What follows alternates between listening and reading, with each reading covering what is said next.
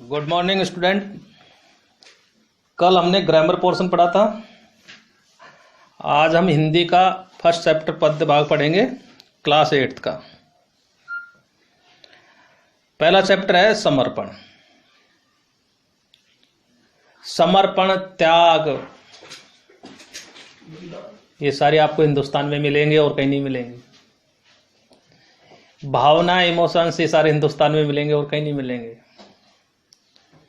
हिंदुस्तान एक ऐसा देश है कि यहाँ पे हर इंसान एक दूसरे को कुछ ना कुछ देना चाहता है। तो इसके लेखक है रामोत्यार जी त्यागी। कविता में समर्पण में भारत माता के प्रति कवि का सर्वस्व समर्पण का भाव व्यक्त हुआ है। जो भारत माता है, इसके लिए मैं अपना सब कुछ इस भारत माता को दे दूं, इसका भाव व्यक्त हुआ है।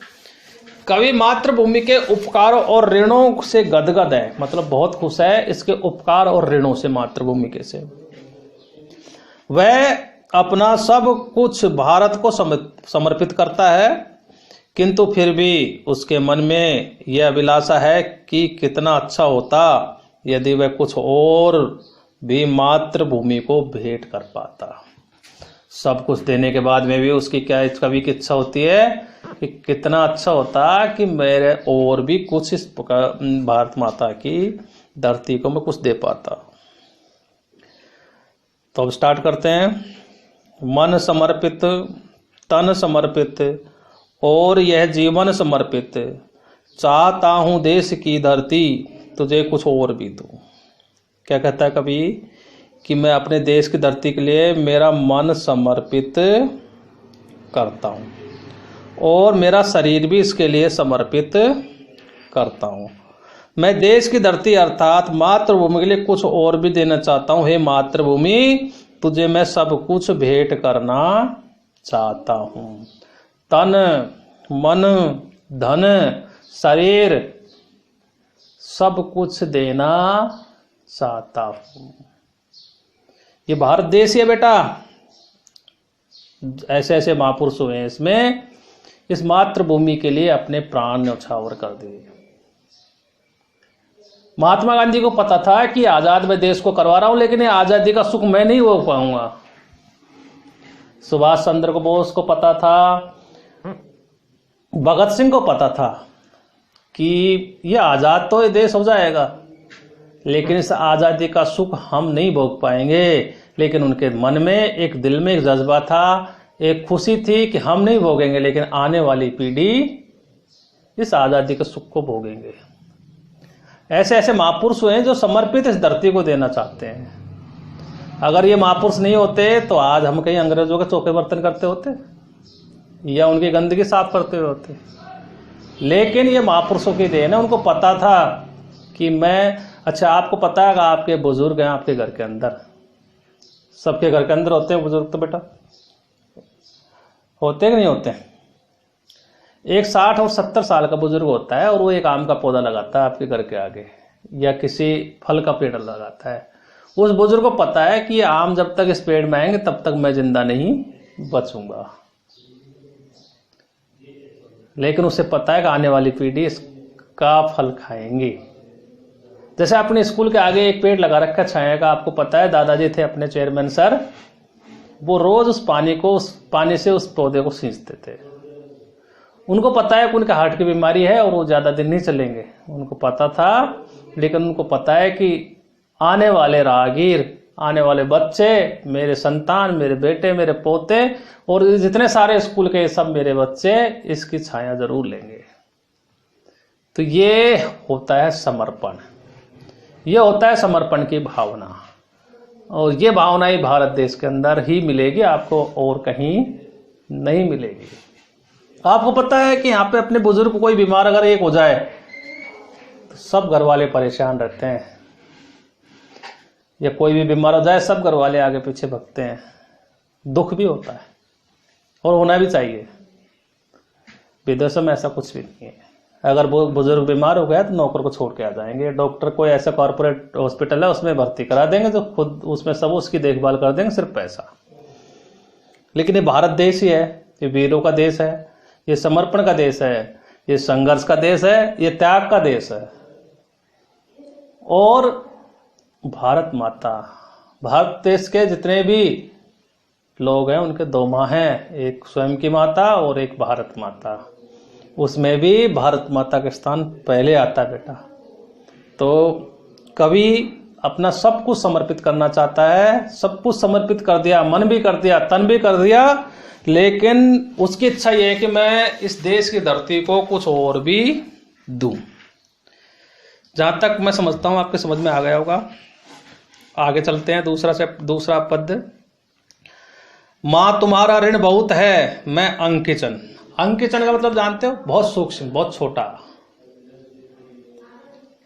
किंतु इतना कर रहा हूं फिर भी निवेदन, थाल में लाऊं सजाकर भाल जब भी, कर दया स्वीकार लेना यह वह समर्पण, मन समर्पित प्राण अर्पित रक्त का कण कण समर्पित, चाहता हूं देश की धरती तुझे कुछ और भी दूं।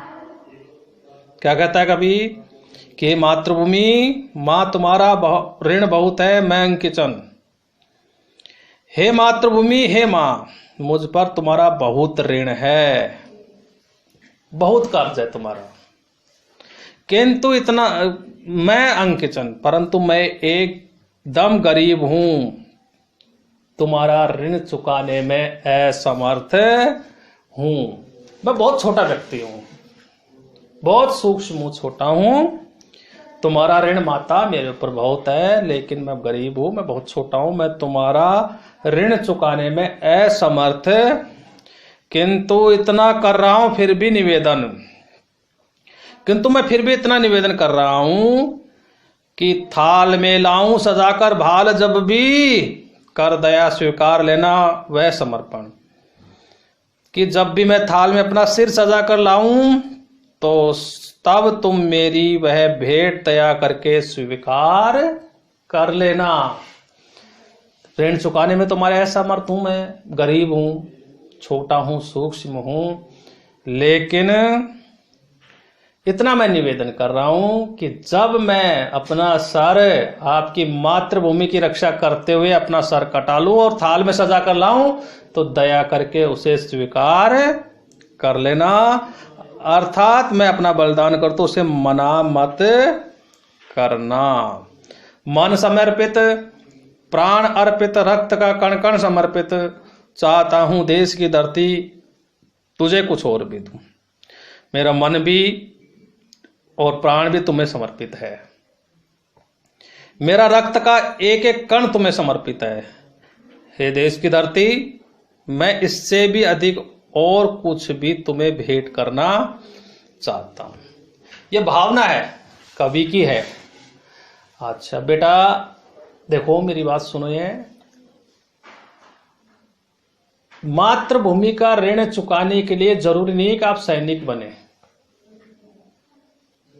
जरूरी नहीं है कि आप डॉक्टर बने, जैसे कोरोना में आज डॉक्टरों की है। जरूरी नहीं है आप स्वीपर बने, जरूरी नहीं आप प्रधानमंत्री बने, राष्ट्रपति बने। आप एक अच्छे नागरिक होके भी मां का ऋण चुका सकते, उतार सकते। अच्छा नागरिक, योग्य नागरिक होके आप अपनी मां का ऋण चुका सकते हो। आज खेल प्रतियोगिता सचिन तेंदुलकर है, उसने अपनी मातृभूमि अपने देश का इतना नाम किया कि उसने अपना ऋण चुका दिया। आज सचिन तेंदुलकर को गर्व से कहते हैं कि भारत का नहीं, हम भारत देश के, हमारे देश में सचिन तेंदुलकर पैदा हुआ। बहुत सारे शहीद हुए, अनगिनत शहीद हुए, अनगिनत योद्धा हुए, और भारत के नहीं और भी देशों के होते हैं। सरोजिनी नायडू थी, भारत की थी। बहुत सारे ऐसे हुए हैं जिन्होंने, आप अपने क्षेत्र में रहते हुए भी अपनी मां की रक्षा कर सकते हो, अपने देश का नाम ऊंचा कर सकते हो। आप अगर अच्छी पढ़ाई करोगे, अव्वल नंबर लाओगे अच्छे से, तो आप माँ बाप का, अपने देश का नाम ऊंचा कर सकते हो। आप में से कोई कलेक्टर बनेगा तो भी आप भारत की सेवा कर सकते हो, पुलिस में जाएगा तो भी भारत की सेवा कर सकते हो, फौज में जाएगा तो भी भारत की सेवा कर सकते हो। बहुत सारे करप्शन रोक देना, गरीबों का ध्यान रखना, देश सेवा के बहुत सारे रास्ते हैं। इसमें जरूरी नहीं है कि आप पुलिस बने, सेना बने, नेता बने, जहां है जैसे हैं। और किसान अगर है तो किसान भी भारत की सेवा, बहुत बड़ी सेवा कर रहा है, क्योंकि पूरे भारत को जहाँ के नौजवान जो तंदुरुस्त हैं उनको एक शुद्ध अनाज पैदा करके दे रहा है। ये भी भारत के देश की सेवा है, ये भी भारत माँ का ऋण चुकाने की सेवा। गोल्डन फ्यूचर का ऋण चुकाने के लिए सिर्फ आपको इतना ही करना है कि लॉकडाउन में पढ़ें, पढ़ाई करें, फालतू नहीं घूमें। ये भी आपकी बहुत तगड़ी सेवा है। बस आज मैं इसके बाद में आपको जो सेकंड वाला है ना, माँ तुम्हारा ऋण बहुत है मैं किचन, इसकी आपको किंतु इतना कर रहा हूं फिर भी निवेदन, सेकंड वाला जो पद है इसकी आपको सप्रसंग व्याख्या करके लानी है। बस एक बार और बोल रहा हूं, इसकी सप्रसंग व्याख्या करके लानी है आपको। आज का वर्क में मैंने डाल दिया है, पद भी पढ़ा दिया है। कल हम जब स्टार्ट कर